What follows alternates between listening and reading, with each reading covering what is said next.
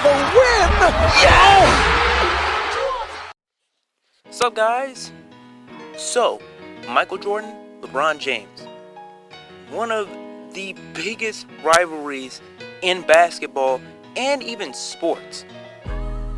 These two are compared to each other so much, it is ridiculous. And honestly, it doesn't even make sense because they both play two very different playing styles. But you know what? We're going to go over it today. We're going to go over how these two could beat each other. Now, in this video, we're going to talk about LeBron. In the next video, we're going to talk about Michael. But in this video, we're going to talk about how LeBron James could beat Michael Jordan. But for all you Jordan fans out there, you can throw titles, awards, and any other garbage you want to throw out there. That's not what we're talking about. We're essentially not talking about their careers right now. We're talking about them as basketball players. Period. Straight up. We're talking about them as basketball players and how they could beat each other. LeBron fans, stats, throw all that out there, but who cares?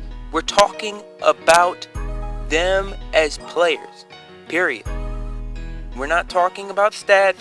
We're not talking about careers. We're not talking about awards. We're not talking about all-time placement in terms of their points, assists, rebounds. None of that is going to be talked about. We're going to talk about them as players, period. So, how in the world could LeBron James defeat Michael Jordan? First off, in a one-on-one. The simple case, beat him with his athleticism. Now, I think it's pretty obvious that Michael Jordan is not as athletic as LeBron.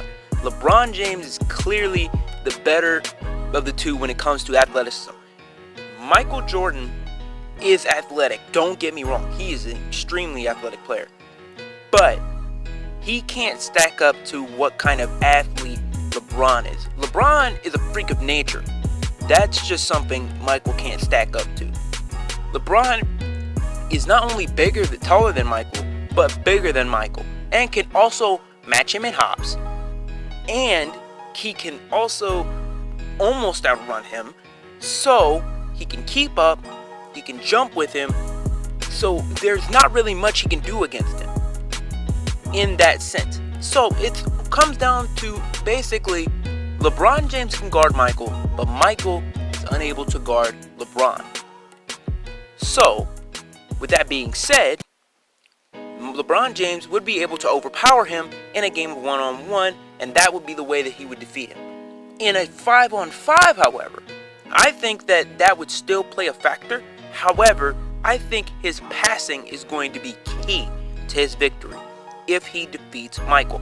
I think that if he used his passing ability and his capabilities of sharing the ball and making his teammates better through ball movement, he can gain a very big strategic edge on Michael due to the fact that his players around him are going to be capable of contributing more than Michael's teammates can. Now, does that mean Michael's teammates don't get better by playing with him? No. That just means that I think LeBron James' teammates get better in a more productive sense. They don't necessarily have to look for their own shot. They can basically wait on LeBron to almost create it for them.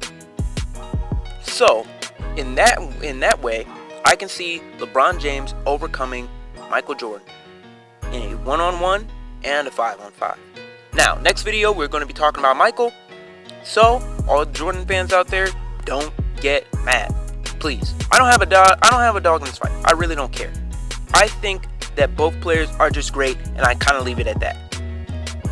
I do get annoyed sometimes when people try to make it look like it's not even a contest, but honestly, whoever you think is better, you think is better.